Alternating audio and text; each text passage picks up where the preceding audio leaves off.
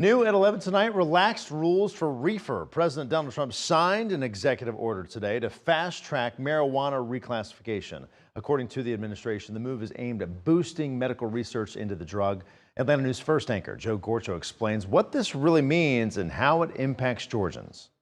President Trump characterized this as a common sense decision, but to be clear, the order does not fully legalize the use of cannabis. Now, here in Georgia, there have been multiple attempts to legalize or decriminalize marijuana at the state level. Those failed, but under Georgia's current marijuana law, people can get low THC oil strictly for medical use, as long as they have one of the qualified diseases permitted for this kind of treatment plan.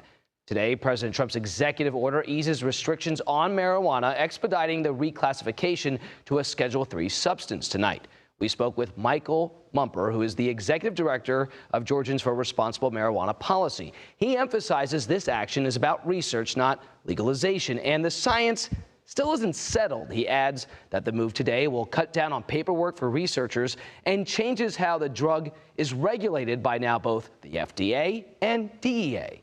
The most important message to the public is that it normalizes marijuana as a product for consideration. And to us, that's premature and a little dangerous because youth are still being harmed at alarming rates. Would be more pressure on states to expand their medical marijuana programs.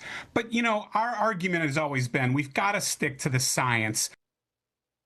And the president is also directing his administration to work with Congress to, quote, ensure seniors can access CBD products they have found beneficial for pain. In the studio, Joe Gorcho, Atlanta News First.